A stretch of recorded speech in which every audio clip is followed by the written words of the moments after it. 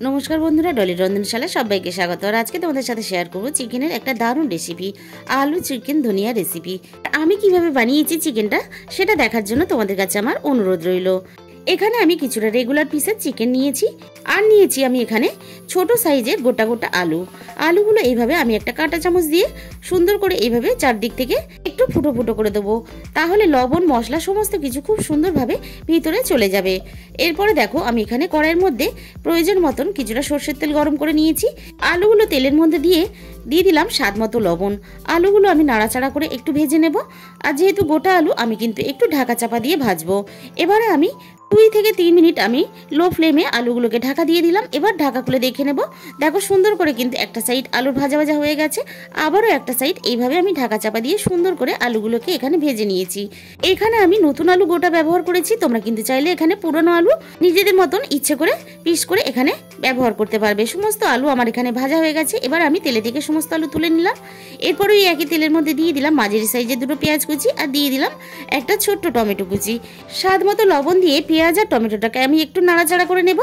পেঁয়াজ আর টমেটোটা সুন্দরভাবে একই সাথে নরম হয়ে আসবে। এরপরে দেখো এখানে আমি দিয়ে দিলাম পরিমাণ মতন আদা ও রসুন বাটা। আদা রসুন বাটা দিয়ে আমি পেঁয়াজের সাথে একটু নাড়াচাড়া করে নিয়ে আমি এখানে চিকেনটা দিয়ে দিলাম।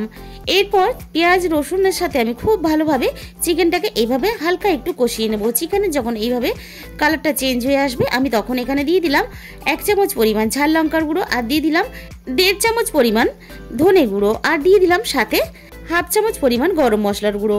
তোমরা কিন্তু এখানে ঝালের পরিমাণটা তোমাদের নিজেদের মতন করে ব্যবহার করবে। এবার মশলার সাথে সুন্দর করে আমি চিকেনটাকে কষিয়ে নেব। এরপরে আমি এখানে দিয়ে দেব ভেজে রাখা আলুগুলো। আলু আর চিকেনটা আমি একসাথে খুব ভালোভাবে কষিয়ে নেব, তাহলে কিন্তু সুন্দরভাবে আলুর মধ্যে চিকেনের মশলাটাও ঢুকে যাবে, আর সুন্দরভাবে আলুটাও চিকেনের সাথে সুন্দরভাবে সিদ্ধ হয়ে যাবে। এরপর দেখো আমি খুব সুন্দর করে সবকিছু কষিয়ে নিয়ে এখানে দিয়ে দিলাম প্রয়োজন মতো জল। এবারে আমি এখানে আলু আর চিকেনটাকে খুব ভালোভাবে ঢাকা চাপা দিয়ে সিদ্ধ হতে দেবো।